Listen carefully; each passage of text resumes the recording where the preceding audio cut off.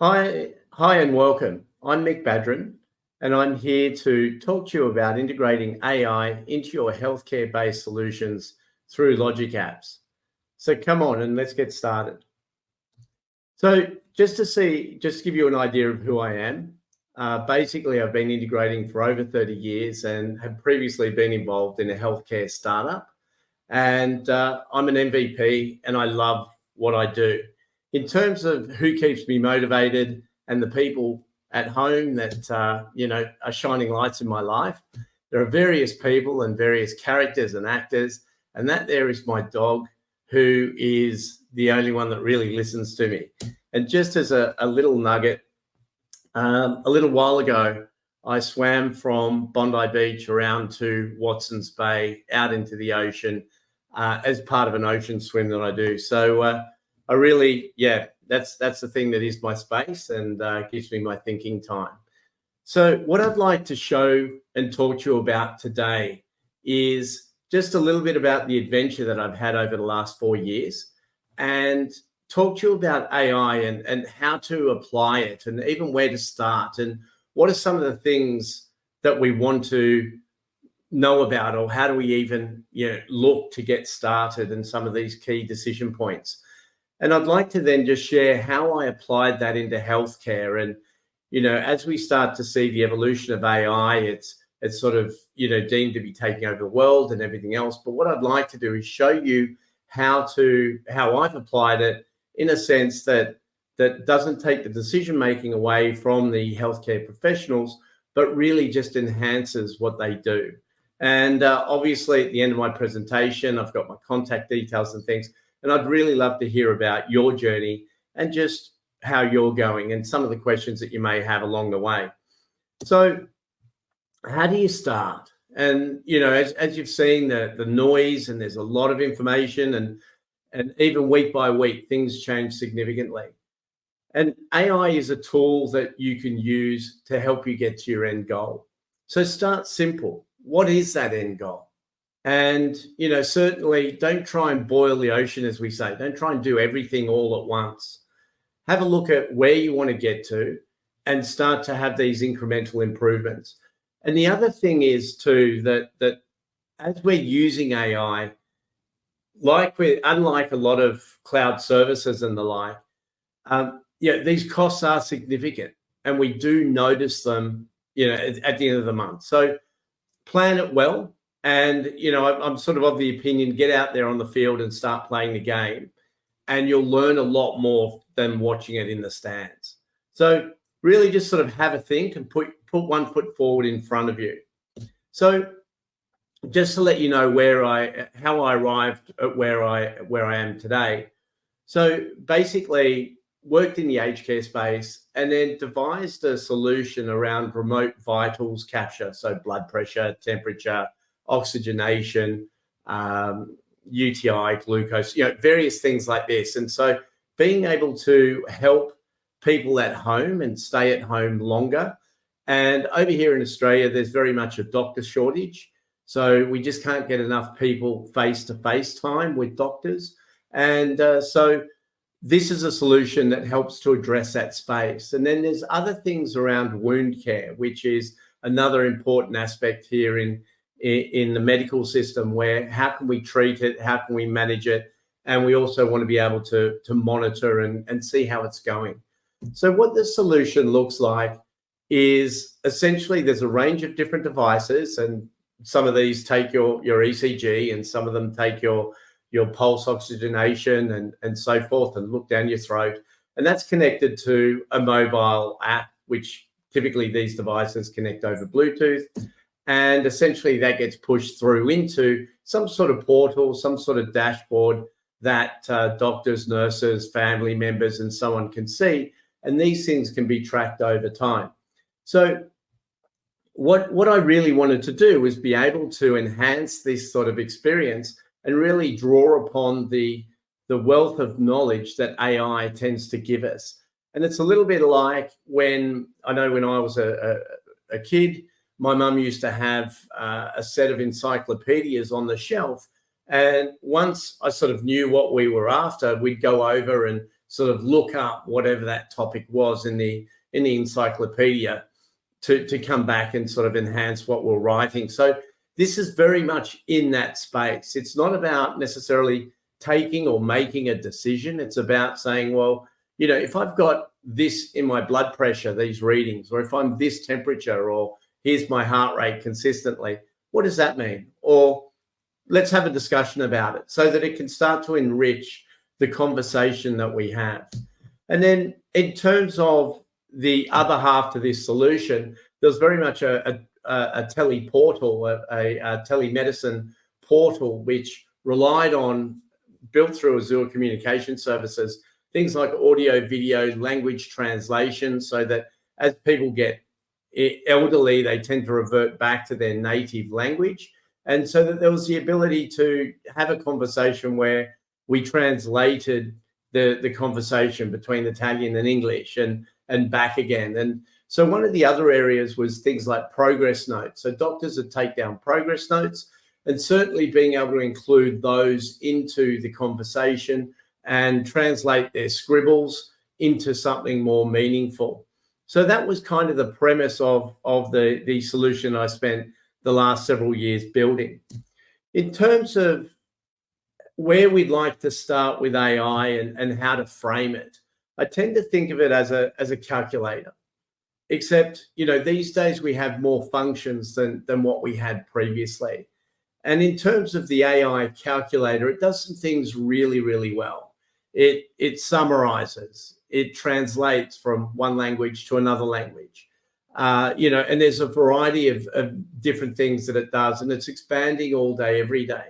One of the things that it's not good at is, let's say you might be a lawyer and you could ask it, digest all my case material and come up with my opening arguments. It doesn't do that. My experience is it doesn't do that at this point in time. We've still got to put those nuggets in and formulate the plan, but it can certainly come around and pad it out. So in terms of, the calculators and things, originally, way back, we had these Casio, they were solar powered, and they did, 5 + 3 = 8. And then we moved on to sort of the HP Revolution, and they had this reverse Polish notation, and you supplied 5, 3+, and it came up with 8. And then so now we have our AI calculator that tends to know everything about anything. And obviously the context around it is super important. And so I'm really excited as to where this space will go, how it will be used, and just how this calculator evolves. And at the core of what we're dealing with, we've still got a model. We've still got some sort of function, y = some function of x, and x can be, quite detailed, but it's still a function. And as a side topic, what, in my mind, what denotes intelligence versus, is it just a really good what word comes next picker? So that's for another time over a campfire conversation. But in terms of some of these models that have evolved, and there's thousands out there at the moment, some are very good at working with text, some are very good at working with sounds, images, looking at code and working out, is this good code and optimized? And obviously, as developers, we get exposed to that quite a bit. And then we have, things like a training set. So here's how I want you to behave in these situations. And we have other components such as an encoder, taking inputs from the outside world and producing them into a format that's conducive to the model and the model type that we use. And then the decoder is the component that takes that inner workings from model speak and model language out into something that we can understand, more readily. And so it looks a little bit like this, where you've got your training set as number one, and the model is stored there at point 3 on the list, and we've got a series of words, and they have basically a marker after them, or what they call a vector, which indicates, if you think of it as a 3D space, whereabouts that this model has seen that word in space. And essentially it stores it in an optimal way so that when we ask the question at number 5, we get back a reasonable answer that comes back. So, that's a very short version of it, but that's kind of the fundamentals. The question really is, how do I know if I've got the right model? How do I know if it's a good model or a bad model? Do I just go with the flow? So, these are really important questions. And typically I've found that about 8 months in, you'll figure out, that's when you start to find out how your model is really performing. So in terms of how we sort of go about these things, I tend to regard it as creating a cake, for example. At step 1, as you're progressing your journey through the AI world, you're sort of in the pantry there, pulling out all the different ingredients that you think you might need to make a knockout cake. And you're gonna reach far and wide, and you're gonna experiment, you're gonna pull back all the things that you didn't, that you want to just sort of try and apply and everything else. And then at step 2, you start to sort of refine all these different inputs and all these different things that you've got to start, and the cake starts to take shape.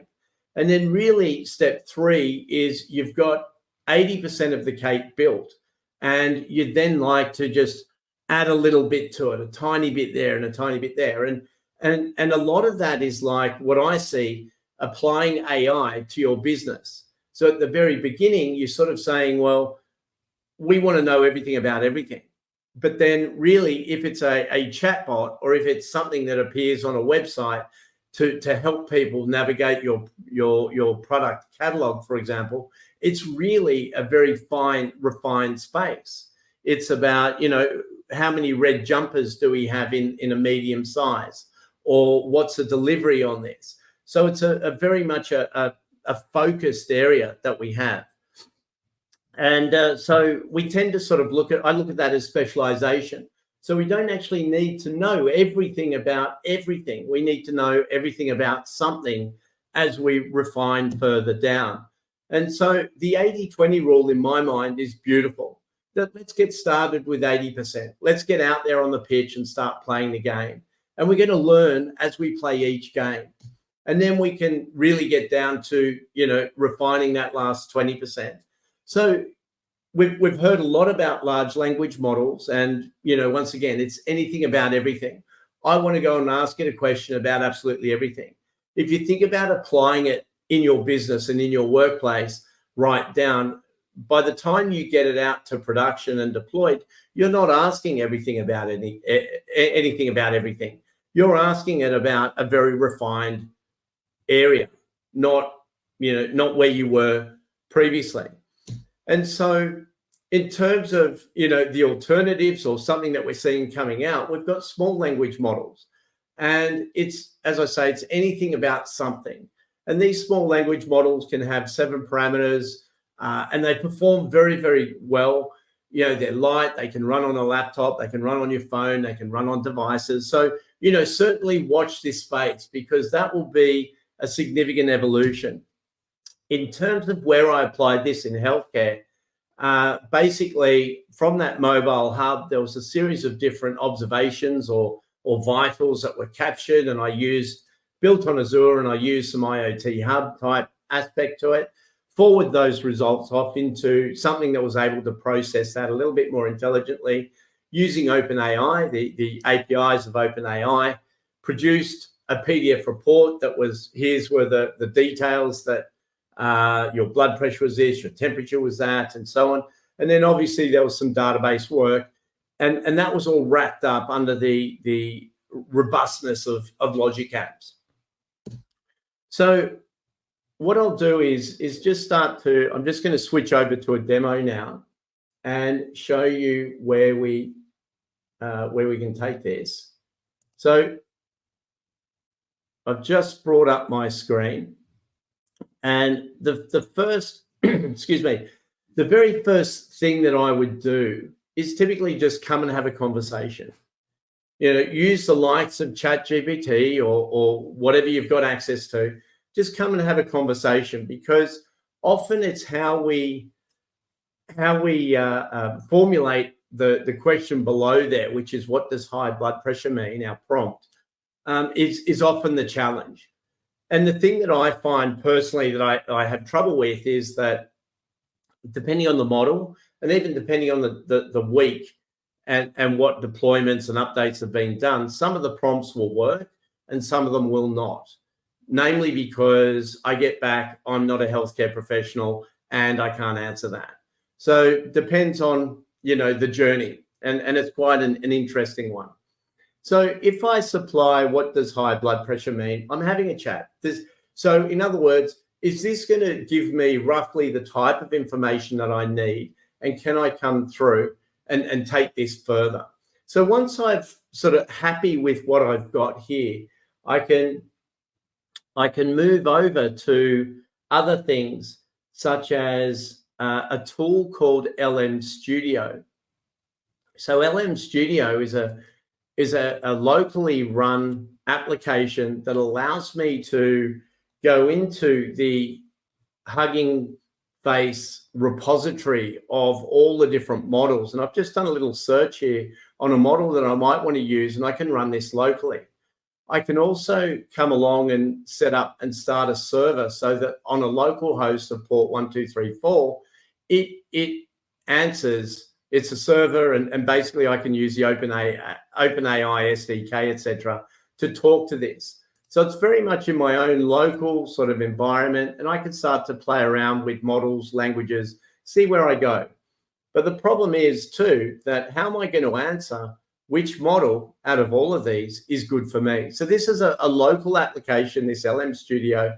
You can go and grab it, free, and start to play around and experiment. And you've got, various things here. So before you start to take it into the outside world, this might be a place that could be handy for you to work with. So the next step would be to then come into something like Azure AI Studio. So it's really handy, and I can set up a project. I can start to tie together a lot of things if I'm looking at writing co-pilots, if I'm looking at agents, if I'm looking at trying to shape my conversation a certain way with assistants and various other things in here. One of the parts that I really want to just sort of draw your attention to at this stage is if I come down and look at this model catalog, it'll come back with, when it does, it'll come back with a similar model to what we cataloged, to what we saw with LM Studio, and having a whole bunch of different options and choices that I might want to be working with. And there we go. It's just waking up. And I can go through and look at my different filters on the different models that I want. Now, the part that pay particular attention to is the one underneath, which is the model benchmarks. And the model benchmarks, just from an outset, gives me indications of error margins and performances, and also just how these models relate from one to another and where they sit. And there's things like cost, performance, accuracy. One of the overriding factors on any model selection is really accuracy. So you can do a lot of things. If it's not accurate, then that's one of the major weighting factors. So we can come along, we can have a look, and there's a whole series of different models. You can refine this view, handy to keep an eye on. So once I jump into my project playground, I get a similar sort of experience to what you saw with LM Studio there, and even Chat GPT, where I've got the ability to go and to go and chat and talk and select my different models that I want. So I can really start to play around here. And what does high blood pressure mean? And there we go. And, see that sort of stuff take off. Now, the other part here is I can jump in and view code. So straight away, I'm starting to bring this closer into my end solution. And so I've got that code that I can drop in. The next service that I'd love to sort of show with you and share with you along the way was was text analytics for health. And I've wrapped that up at the moment, and I've wrapped it up as an endpoint, and it's nothing too dramatic. But I've got a sentence here from a doctor, for example, that says take 4 capsules, 10 milligrams, Stemetil twice daily. Now that doesn't make sense on the particular medication, but what it does, if you think about doctor's notes and things, I'm able to extract out some pretty interesting aspects on those doctor's notes. And I'll just sort of drill into that a little bit here for a moment. And you can see there that I've got the dosage, I've got the medication name, I've got the frequency.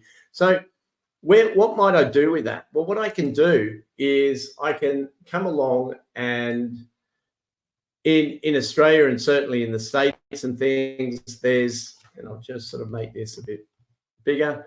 There's drug databases. So I can now come along and I've got a local sort of copy of a drug database. Nothing too dramatic. It's public information.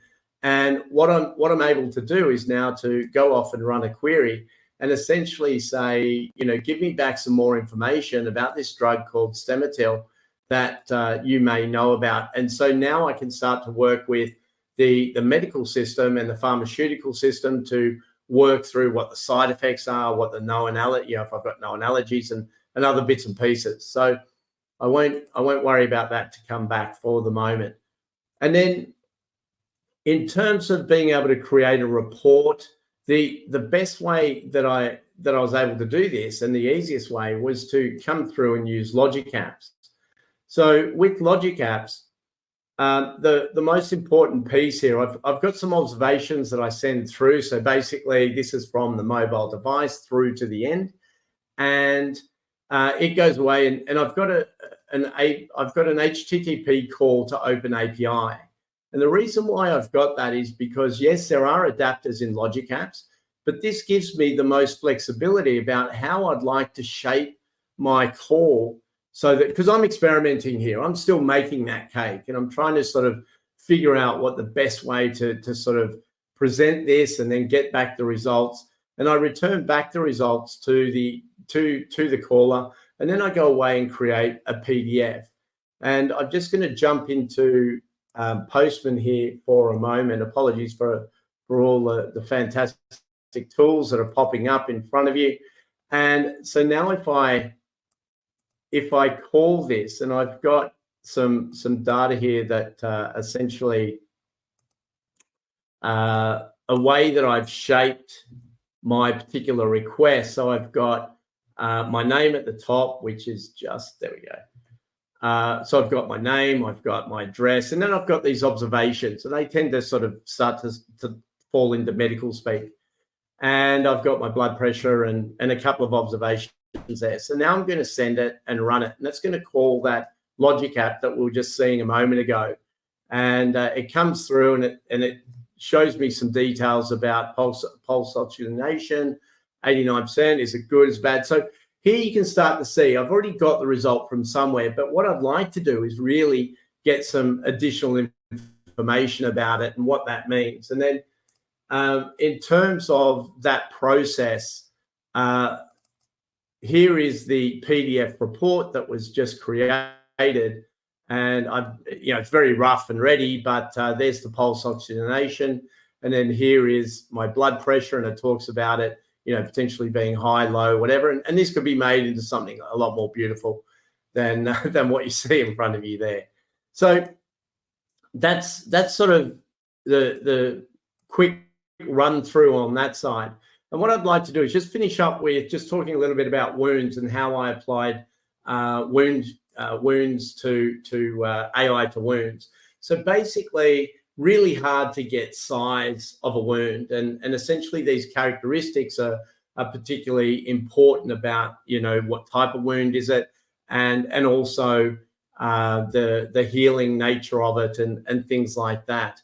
And so let me just grab my prompt. And so if I want to have a look at this, so this is probably the harder aspect of it for me. I'm just going to go back into my AI studio, because often the prompts will get caught, or the notion. So I'm just going to upload that image now into my playground here. And what I'd like to do is have AI comment on that image. And that image sort of says, well, my prompt is, if the circled wound is healthy, classify the rest using standard wound classification and mention the estimated healing time. Let's see what happens. And so now when I run it, it's going away, and it'll come back and give me quite a detailed response. And, you know, based on the image, it gives me some good things in here, but I won't go through them all. But it says, you know, top left wound is this, description, estimated healing time. So you can start to see that it's not just a picture anymore. And for me to get this level of detail outside of AI with image classification and things, I'd need approximately 200,000 images in my sample set to train them. So that there, you can see I can really bring that out elsewhere to reports and to other things to really, you know, highlight and use AI. And then obviously the part that I love about AI Studio, I can come along, view code, and there's my code to implement and to embed this in my, you know, in my solution somewhere. So, you know, as I mentioned before, I'll just show you this quick one. In terms of the wound sizing, what I did was apply just some of the video techniques that are out there in the industry, and I've developed, this is just an app. I've taken a quick recording of it because it relies on the camera, and while I'm presenting here, the camera is going to be in contention. So basically, with all the AI and everything else, it's really hard to get sizes of objects in images. And one of the really important statistics is being able to get a size of a wound. Now, what I do is, here is just a basic Windows app, and I've got some sort of video editing capabilities underneath it. The top left image here view is the actual image. The bottom left is what I do. I apply various transformations to the image to get edges and things. And then this is the information superimposed over the top of it. And then as I'm working through, it'll detect all the objects, and you can imagine it'll detect the edges of a wound and so on. And then the part that gets important is when I hold up one of these, which is a marker or a tag, that one there, you can start to see the screen goes full of green. And what that is essentially all of the polygons have now got their sizes, and I can work out, because I know how big this image, this marker is, I can then work out the size of these things and the size of the wound. And, you know, as we sort of view it over weeks or over time, we can see the wound reducing and healing nicely. And this marker is along the lines of what they do for, you know, crash test dummies or people doing videos, and they put them on their arms, elbows, knees, and things like that. So just really to kind of give you a bit of an idea of some of the variation of things. And just to kind of give you a wrap up now, you know, AI, treat it like a calculator. You've got some functions. It's not perfect. It's not brilliant, but, you know, don't let it make the big decisions for you. Just enhance what you've already done. And I'm a firm believer on that 80%. Get out there, get the 80% done, because that's the easy part. We all know that last 20% is where it's worth its weight in gold. And then, you know, how do you know a model's a good model for you? Try a couple, have a look, do some research, LM Studio, AI Studio, whatever tool you like. And, you know, set some clear goals, have some fun while you do it, see what's there. And, you know, certainly LogicApps is a great enterprise platform that's going to give you that scalability and that robustness and that resilience around whatever you do. And you saw there that I had a designer, and that basically it's, you know, very visual. We could go a lot further than that, but, you know, it's very visual. It's easy to sort of get up and running and get going. And thank you very much for your time. I'm Mick Badran, and I hope you've enjoyed it as much as I have.